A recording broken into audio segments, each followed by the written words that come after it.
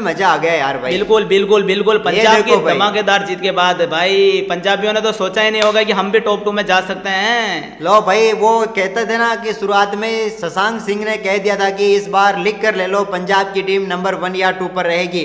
भाई का कहना आधे आईपीएल तक तो सच हो गया, क्योंकि भाई पंजाब इस समय 7 मुकाबलों के बाद नंबर 2 पर बैठी हुई है। भाई पंजाब 7 में से 5 जीत चुकी है, 2 भले ही हारी हो, लेकिन भाई नेट रन रेट भी बेहतर कर ली है जो कि प्लस 0.31 है।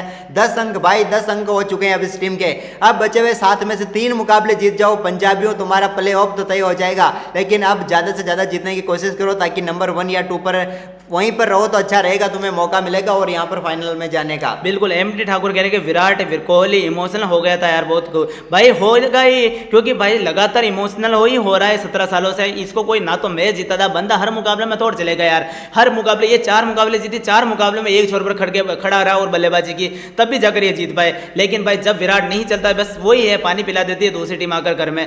और भाई अब आप देखिए आरसीबी भले ही अभी फिलहाल टॉप 4 में है, लेकिन भाई मुश्किलें तो बढ़ती हुई जा रही है। अब समझो चाहे कुछ भी करो तुम, क्योंकि भाई अब आरसीबी के बच्चे हुए 7 में से फिर 4 मुकाबले जीतने होंगे तभी ये टॉप 4 में बने रहेंगे, और वो काम बहुत ज्यादा मुश्किल होता जा रहा है डे बाय डे। आरसीबी की टीम एक तो अच्छा करती है, एक अच्छा करते करते आगे जाते हैं, लेकिन फिर भी वही हो जाता है इनके लिए। भाई फिलहाल आरसीबी 3 मुझ का अब 3 मैच हारी, 3 ही घर में ही हारी है भाई, बाहर 4 के 4 जीत गए। लेकिन भाई अब जैसा पहला हाफ रहा ऐसा ही अगर रहता तो ये टीम जरूर प्लेऑफ में दिख जाएगी हमें, क्योंकि 7 में से 4 अगर आप जीती है तो वहां पर नजर आ सकती है। लेकिन भाई मुझे नहीं लगता कि अब आपके घर के बाहर जाकर आप 7 में से 4 मुकाबले जीत जाओगे भाई, वो आसान है, क्योंकि 3 मुकाबले अब घर से बाहर हैं। लेकिन क्या 3 मुकाबले जीत पाओगे तुम? भाई बड़ी बातें होती रहती है, लेकिन क्या बड़ी बड़ी बातों में क्या छोटे मोटे खिलाड़ी अच्छा प्रदर्शन करते हुए आरसीबी को टीम को जिता पाएंगे क्या? यही है सबसे बड़े सवाल, तो आजकल तो यही चल रहे हैं। अब आप देखिए दिल्ली तो भाई साहब नंबर 1 पर बैठी हुई, कोई हिलाने का काम ही नहीं है, क्योंकि दिल्ली जिस तरह रफ्तार के साथ इस आईपीएल में खेल रही है भाई साहब, दिल्ली का तो ये आईपीएल हो सकता है। गुजरात टाइटंस भाई साहब धीरे धीरे नीचे खिसकती हुई नजर आ रही है। ऐसा ना हो जाए गुजरातियों तुम टॉप 4 से बाहर हो जाओ। लखनऊ अगर चली जाती तो फिर जो टॉप 4 में टीमें रहेगी वो भाई साहब एक भी ट्रॉफी नहीं होगी, और इससे पहली बार होगा जिसके पास एक भी ट्रॉफी नहीं है और वो 4 टीमें टॉप 4 में है।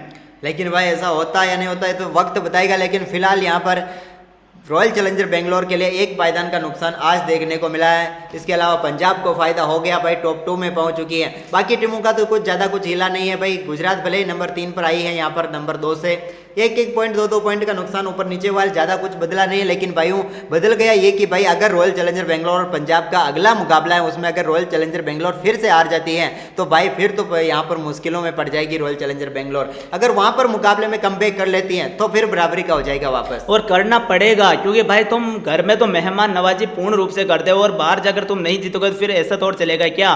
तुम्हें मुकाबले जीतने होंगे शानदार तरीके से और धमाकेदार तरीके से, और तुमसे तो हम ही एक ही एक्सपेक्टेशन रखाते हैं कि तुम तो जीतोगे, और तुम्हारी वजह से तो तुम्हें जीतना ही पड़ेगा। ओहो भाई लखनऊ सुपर जायंट नंबर 5 पर है। लखनऊ का क्या किया जाए भाई साहब, ये आईपीएल में यही के यही है भाई साहब। जब से आईपीएल शुरू हुआ है ये 4, 5, 6 बस यहाँ पे ये सेटल्ड है, ना तो नीचे जाते हैं ना ही ऊपर जाते हैं। देखते हैं कितने दिन तक यहाँ पे फंसे रहेंगे, लेकिन ये यहाँ रहेंगे तो सबसे बड़ा दर्द ही इनको ही होगा, क्योंकि ना तो घर के ना घाट के।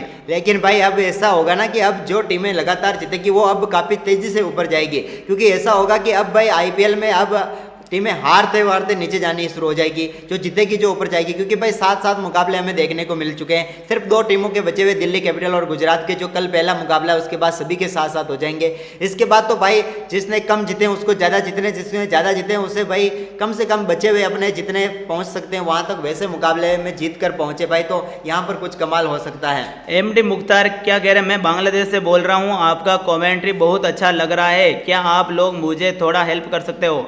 क्या हेल्प चाहिए भाई बता? वही बता दो भाई, क्या हेल्प चाहिए भाई? हेल्प तो देखते हैं, देखें दानवीर तो नहीं है लेकिन हो सकती है तो हम करके दिखाएंगे। इसके अलावा भाई साहब कोलकाता नाइट राइडर्स ने 7 में से 3 मुकाबले जीते हैं, 4 हार मिली है, 6 अंक है, और भाई साहब नंबर 6 पर फंसे हुए हैं। भाई ये भी खेल तो अच्छा रही है, लेकिन भाई साहब कुछ इनके हाथ में आए हुए मुकाबले को भाई साहब दूसरी टीम को देते हुए जा रहे हैं। इसके अलावा मुंबई इंडियंस से भाई वही है, ये कमबैक कर चुके हैं और ऊपर वाली टीमें हिलने लग जाएगी, ये 1-2 मुकाबले और जीत जाएगी तो 7 मुकाबले खेले हैं, 3 में भाई जीत सीधी मिली बात और है, भाई नीचे साहब सीधी बात बता दो आपको, नीचे की 3 टीमें उनको भाई अपने 7 में से 6 मुकाबले जीतने हैं, सिर्फ एक मुकाबला हार कर ही वो बच सकते हैं भाई। 2 मुकाबला जैसे भी हारी राजस्थान सनराइज और चेन्नई, ये टीम में बाहर होना शुरू हो जाएगी, ये समझ लो आप तो। एमडी निहाल ठाकुर जी कमेंट कर रहे हैं कि भाई साहब आरसीबी अब अगला मुकाबला है जो 100% वो पूरे जीतेगा। मुकाबले कह रहे हैं, सभी मुकाबले कह रहे हैं भाई, इतनी भी आस मत रखो भाई, आपको तकलीफ होगी।